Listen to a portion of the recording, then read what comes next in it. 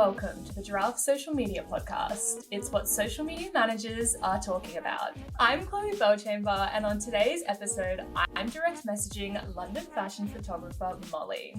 We'll be discussing what it's like to act as the middleman between brands and influencers, how to create compelling content on any budget, and why influencers should invest in a professional photographer.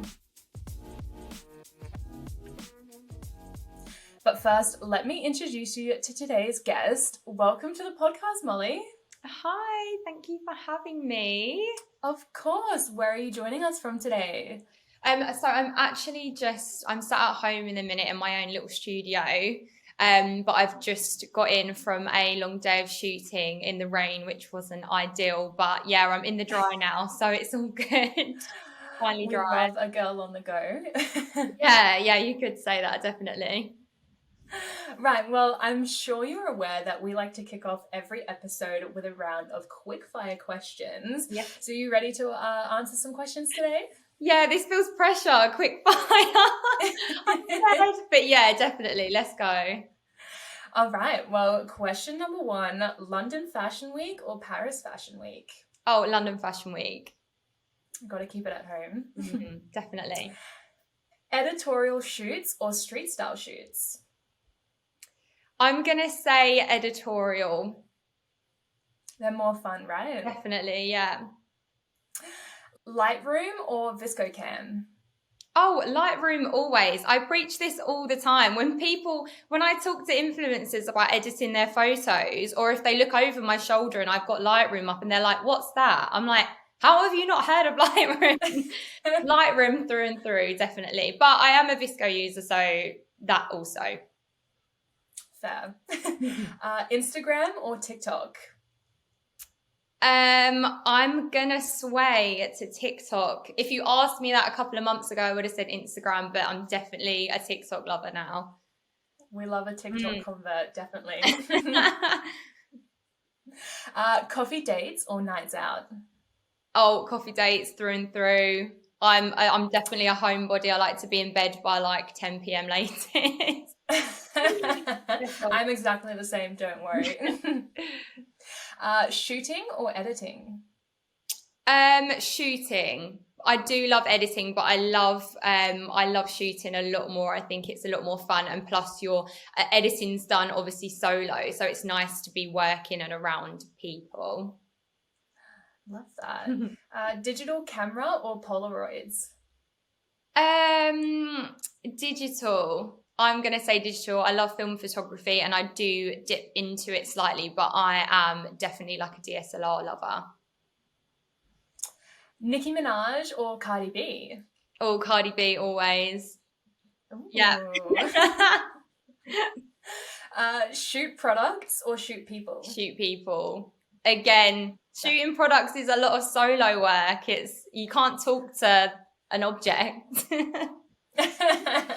You can try. You can try, but it's not as fun, trust me. And finally, work hard or play hard? I'm going to go with both. I think I'm allowed to answer both. Yeah, work hard, play hard, definitely. Definitely. Everyone I ask that, they always say both, so we love that. It would be a bit weird if you had one without the other, right? You have to have balance. That's true. All work with no play is just no It's fun. definitely not, no. Right, well, let's jump into some interview questions now. I want to start off by asking, how did you first fall into fashion photography and then I guess turn it into your career? Yeah, so, I mean, I wouldn't really say that I kind of fell into it. I always knew that it was like essentially what I wanted to end up doing. So I started off straight from education, so straight from doing my A-levels. I started full-time employment in a photography studio, and I actually worked there through like weekends and stuff like that while I was at school as well. So I'd been there like a couple of years. I'd kind of like got my foot in the door as such.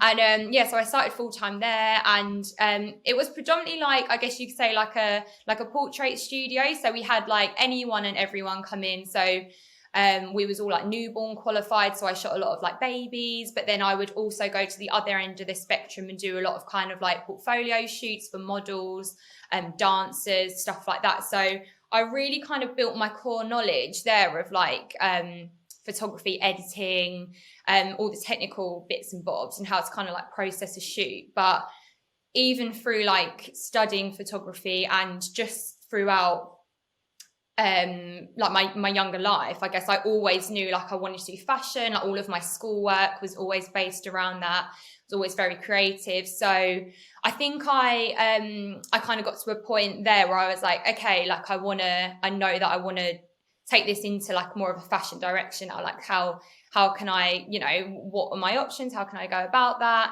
And then I from that began work with a influence marketing agency, which was a really amazing job. And I got to learn a lot more about kind of like location shooting, working with like models and influencers, directing shoots very differently actually. The two styles of shooting were more different than I probably anticipated originally. And yeah, I would say that is what really kind of pushed me into growing that side of things and really encouraged me to like develop my creativity, develop my kind of ideas on fashion and like my knowledge of working in that industry, I guess.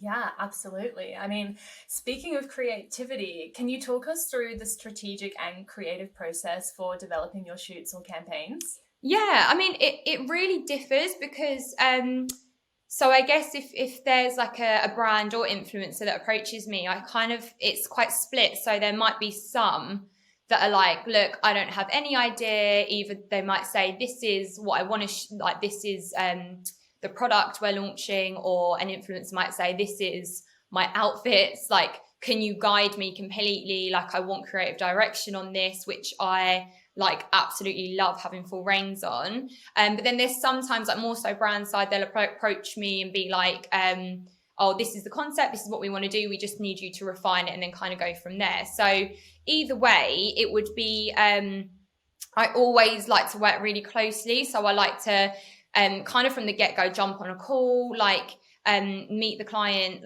directly, obviously, or Zoom as it is at the as it has been for God knows how long. But yeah, like so I can really kind of gauge exactly what they're after, what's important to them. Because at the end of the day, obviously it's great having all these creative ideas, but it needs to have like meaning and concept behind it.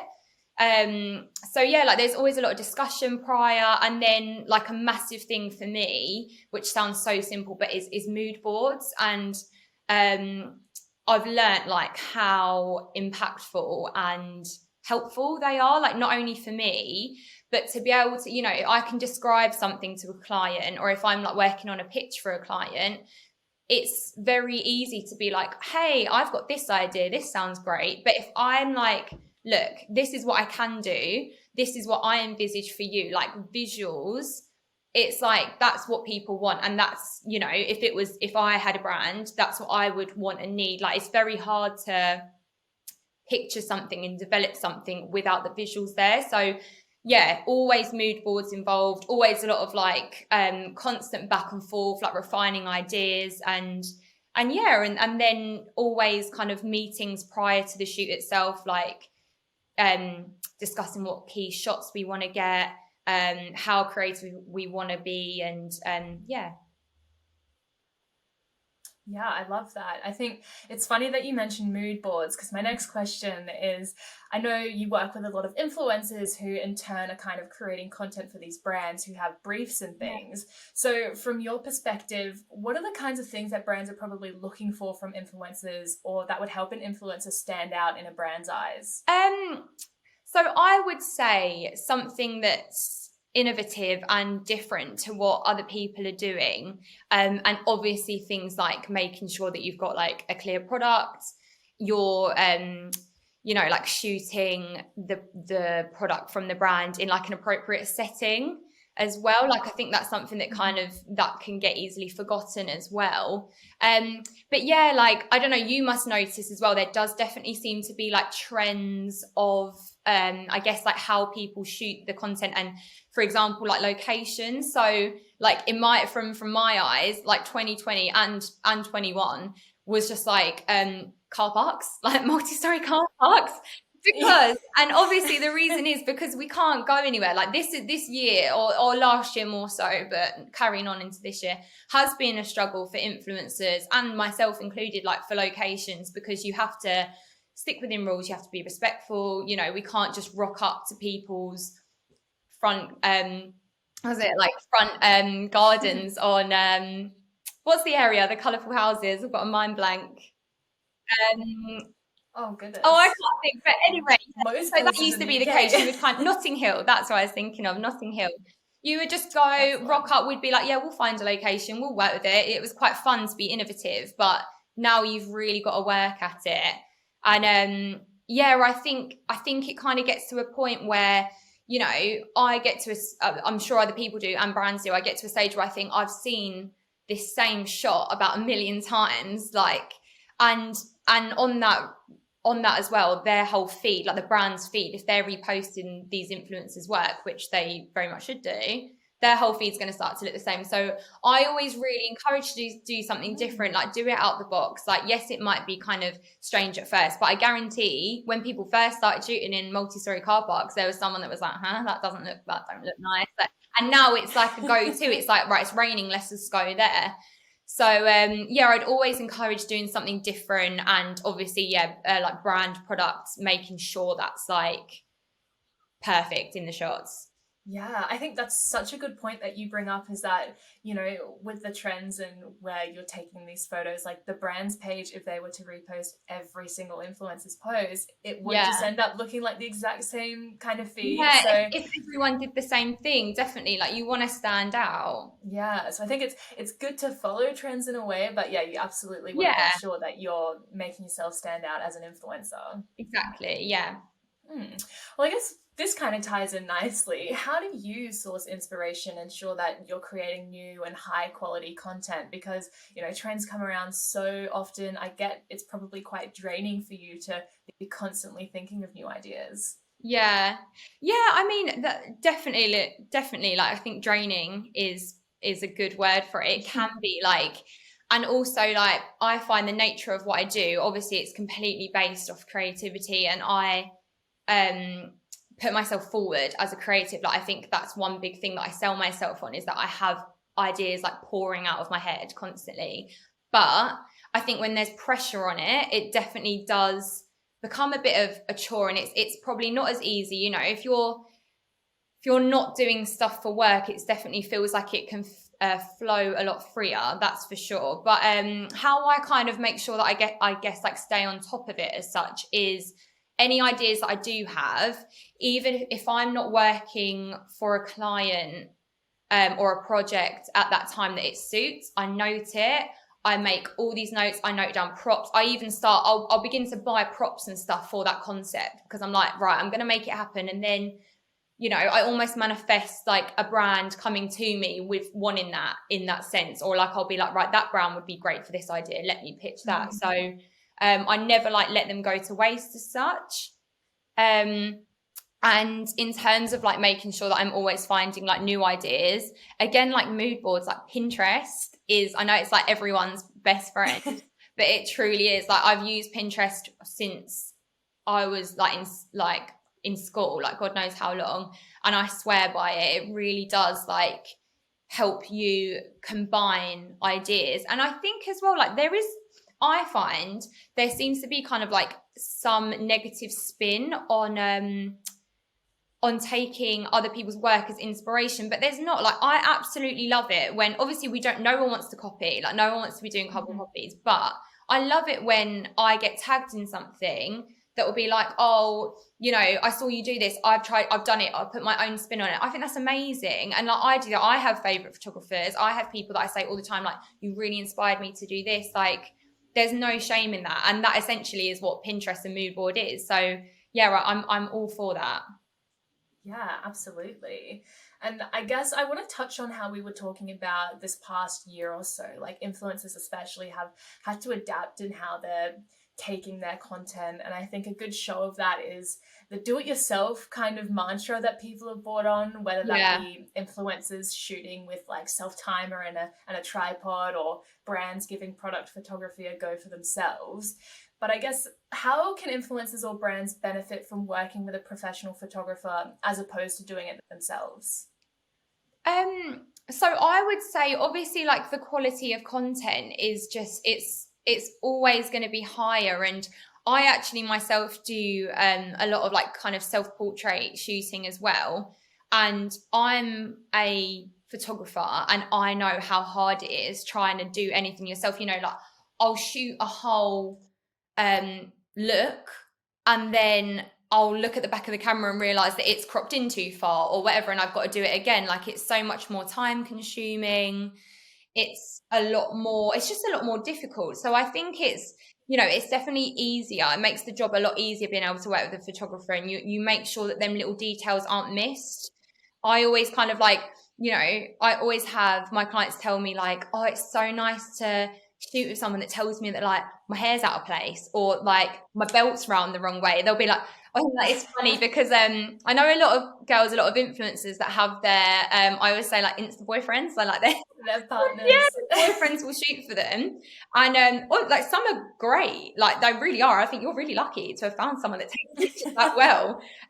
But like, for example, even like potentially if you have, your best friends, they might not necessarily be into that as much as you, or they might just not care as much about them kind of pictures, and they're not going to look out for the things that a photographer or that I would. And on top of that, it's just a lot harder doing anything by yourself. And yeah, the quality is just always going to be like that bit better. And I think it's nice to be able to pitch into, if I was an influencer, I would definitely love to be able to say to a brand like, hey, this is what I do, this is my post. I also work with a professional photographer. We can provide you with images. Like, it gives them a little bit more incentive as well. Absolutely. And then I guess you're also kind of forming this creative community, right? Like, if an influencer were to work with you, and I guess further down the line you were working with a brand and maybe they were looking for creators, you could recommend them and vice versa. Yeah, so definitely. It's great to make those connections as well. Yeah, 100%. Well, in your experience then, what timing in an influencer's career do you think that they should seek a professional photographer to help them with this content creation? I wouldn't say, like, I wouldn't really put a timestamp on it, to be fair. I definitely think there is like I can spot who would want to use a photographer and who wouldn't, and that's like absolutely fine. I see some obviously accounts that are amazing on Instagram. They've built themselves up, they're doing absolutely amazing, and I think, yeah, you perhaps wouldn't want or need a professional photographer. The style of their content is, they've developed it in their own way, and that's fair enough. But I think there's some accounts that, or I have people approach me and they'll say, hey, like, I'm just starting off, perhaps, like, I really kind of need some help. Like, I don't really know what I'm doing. Would you be able to help me? So I have that end of it. So, from that sense, like, someone that wants to get into it, I think it would definitely be good to work with someone like a photographer like myself that knows a lot about the industry and what brands are looking for, how to stand out. But then on the flip side, I also have a lot of influencers come to me that say like, hey, I feel a bit like flat at the minute. I really want some, like, a bit of a creative push. Or they might perhaps be working on like quite a big project. So I get that a lot. So say if they've got like, oh, there's this, like, my dream brand's contacted me, I want to make sure it's perfect, then I'll get them then. So yeah, like, I really wouldn't put a timestamp on it, but I definitely think it depends what kind of niche or what kind of content that you're aspiring to. Yeah, absolutely. What are your tips then for brands or influencers who are maybe, in a point in their journey where they don't want to, hire a professional photographer, or they want to try it out for themselves? What tips would you have for them in creating some eye-catching content? So what is in like self-shooting without a photographer? Yeah. So I think anyone that's kind of looking to take, get their content or photography up to another level that perhaps doesn't feel the need to use a photographer yet, I would always say like lighting is such a massive part, like having good light. You know, people laugh at me, but I always tell like the girls that I shoot with, I'm like, get a softbox, like get a good light. Like ring lights aren't cutting it anymore. It's 2021. Like we need a softbox. Like it really will make such a difference. Like I really prefer and love shooting in natural light, but again, unfortunately, in London, we don't have that all the time. It's not like beautiful LA lighting. So we have to implement these things. So definitely lighting, and also like again, like back to your very first question, like things like Lightroom, using like proper editing software and being kind of educated on how to edit your photos as well.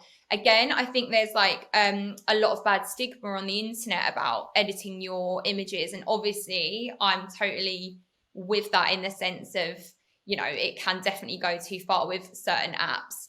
However, like, you know, to enhance pictures, things like Lightroom, even like Visco, them kind of apps, they're needed. Like I wouldn't dream of putting something on my photography account without having that editing stage in it. Like it's one of my like biggest things. I love post-production, and yeah, I think that's definitely something that maybe is like a crucial part of having good content that's maybe not spoke about enough or shared enough. I think people are scared to admit, because there's a bad stigma around it. I think people are scared to say like, yeah, right, I edited that, yeah, like, but that's how it is. Like if you want good content.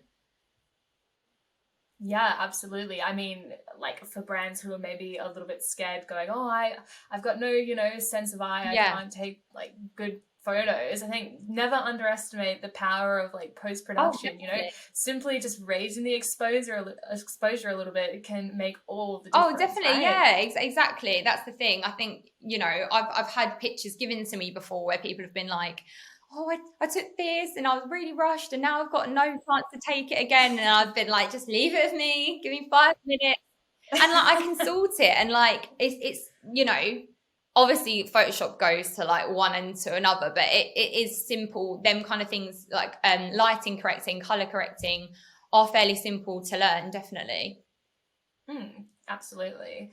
Now, I'm sure as a professional photographer, you probably do have a bias when it comes to, you know, cameras versus iPhones, but do you think that you need to own an expensive camera to create this compelling content? No, I really don't. I really, really don't. I think that again, there's a certain style that if you're looking to achieve, then yeah, to a degree. I don't know about the word expensive. Like I wouldn't use the word expensive, but you would most likely be having to shoot on a like DSLR, like a professional camera as such. Like, but I've always been very I preach a lot about how I'm not technical. Like I've had my camera for like, I don't know, maybe like 3 years now. And it's like, it's like my baby. And it's getting to, like, if I said that to, you know, one of these photographers that's been in the business for like 40 years, they'd be like, that's, you know, you should change that. Like you need to get the 75,000 A1s. And I just think, no, like I love my camera. I'm happy with it. Like I've invested in it. And I think that, definitely with iPhones as well, there really is, like, I semi hate to admit it, but there is so much that you can do now. And like I said before, there's a certain type of content, there's a certain niche where they prefer that. I've had people inquire with me and said, hey, really want to book a shoot with you, just to ask, like, do you do iPhone? Like, I really want iPhone. Like, so Oh, yeah, it's wow. funny. Like I don't push that, because purely because it's like, you know, I want to produce work that I'm proud of and that reflects Mhm. me. But however, like I get it. Like I understand some people. It's funny because if I was going out and I was I wanted like a friend to take a picture of me, I would, there was no way I'd have it on my camera. Like I'd have it on my iPhone. So like if you think about it in that sense as well, like yeah, you can, there's a lot you can do with iPhones, and alongside that, like you don't need super expensive equipment at all. But I would say that, you know, as a, if you're going to sell yourself as a photographer, not an influencer, like a photographer, then you do need to invest in a kit, definitely. Yeah, absolutely. I want to go back to something that we briefly touched on at the beginning of the interview, but obviously you work with a lot of influencers as a professional photographer. In that dynamic, who's, I guess, running the shoot? Is it you usually, or is it the influencer? A bit of both again. So it's funny because this, again, it goes back to what I said at the very beginning, like the difference between when I worked in a studio and to when I started shooting with influencers. It was really funny because I'd gone from people essentially being like dragged in either by their mum or their partner. And they were just like, oh, like they didn't want to be, like a lot of them didn't want to be there, them kind of shoots, they didn't. And I would have to physically top of head to toes pose someone. And then when I started shooting with influencers, I had to really change the way I thought and the way that I shot, because I was having girls be like, no, I don't like that angle. Like, can you stand up? Can you? And I'd be like, and that's great. Like, I love that. Like, I want people to tell me, like, there's no point me taking your pictures from an angle that you hate. So, but it was funny because I was a bit like, oh, okay, like, new, like this is good to work with. So I would say it does differ depending on the person, but I would say like what I do now is people will pose themselves how they think best and how they like their angles as such, and then I refine it. Like, that's what I do, I refine, and that's what I like to do as well. I don't want to put people in poses that they feel awkward in, or they think are like not going to fit their feed or whatever. Like, at the end of the day, it's for them, like it's for their content, this is what you want. So yeah, like I'm there to kind of be like, right, no, you need to move that hand, your hand looks awkward there, let's twist it, dip your hip slightly, move your foot this way, turn this way, let's get that angle, that looks nice. So I think it's definitely bouncing off of each other, but I do get a lot of people, especially people that are just dipping into influencing, that want like full guidance, and that is when I'm there again to offer like full support. At the end of the day, I think no one wants to feel like they feel awkward or look silly like when shooting. So that's what I really try, like that's my biggest thing. Like, I want people to feel really good, like I want you to be excited about seeing these. So it's that's a really big thing to me. Yeah, I bet there's nothing worse than, you know, when an influencer's maybe shooting with their boyfriend and the boyfriend just doesn't want to be there. You want to work with someone who's Yeah, going like, yes, like you look amazing, you know, definitely. that kind of Yeah, thing. And I think that's where the collaborative aspect comes into it again, is like you want someone to be able to edit you, or, you know, say, oh, this is working really well, now let's try this. And suddenly exactly. you're open to a brand new world of ideas that you would never Yeah, considered. absolutely. I just think there's nothing worse than like, even just for whoever, like there's nothing worse than you posing for a picture and someone just being like, no, like that doesn't look, and then you're like, what do you mean that doesn't look nice? So I'm like, I'm never like that. Like, I always I'm like, I want you to get what you want and I'll just make it perfect. Like, that's my thing. So yeah.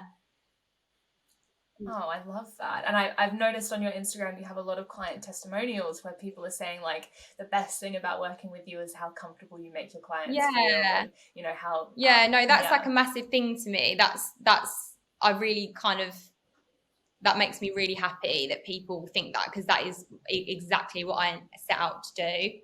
So yeah. Hmm, nice. Well, coming to the end of the interview, I want to know, what is your favorite thing about your job? My favorite thing is literally that. Like, I would honestly say it's that I've basically just answered that question. So I just think, you know, from both aspects as well. Like, obviously making people feel good, feel confident, and also like brand side. Like, when I'm working with like a fashion campaign, say like I said to you, it's had all this build up, all these mood boards, all these calls, and then on the day, like when it's shot, it's like such a good, like you've got a whole crew behind you and everyone's like, oh, that looks so good, like I love that. And then someone will be like, let's do this, like let's do this now, like, oh, I love that. And like that whole side of it is just so fun. Like, it's always such a buzzy environment, it's such a feel good environment. Like, I never feel like I'm working when I do a shoot ever. And then, like, you know, getting that when you send over the images, and then I'm like all excited for the next couple of days waiting to hear the response, and then they come back and they're like, we're so happy. It's just like it's making people happy, like feel good. Like, I love that. And I also love the fact that I get to implement all these ideas I constantly have in my head into something that's like a visual, like I can see it, like I've done that, like I love that. Yeah. Oh, I Yeah. love that too. But yeah. Well, my final question for you in this interview is, what kind of advice would you give an aspiring social media photographer? So top advice that I give any photographer in general would be just like practice. I really do believe with photography, there is so much you can learn in a book and it caps there, and you've just got to go and do it. Like, you just have to get out there. If you want to shoot people, it's all about rapport. It's all about building relationships with who you're shooting.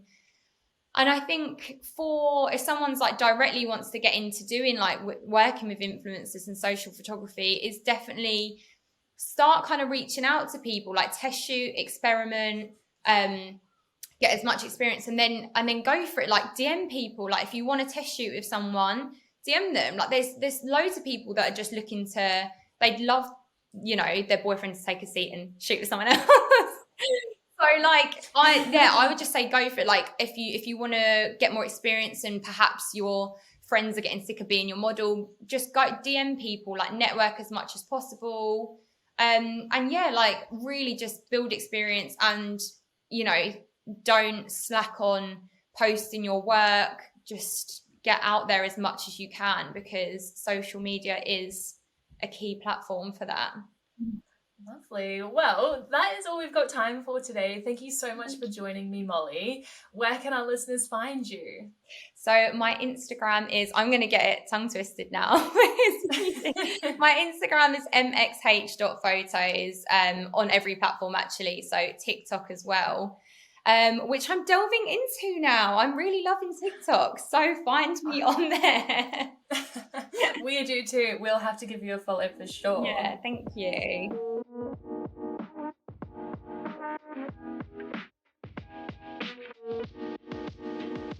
Well, if you enjoyed this episode, don't forget to subscribe if you're listening on Apple Podcasts, or follow us if you're listening on Spotify. We would love to hear what you thought about today's interview, so make sure you reach out on social media and let us know what you thought.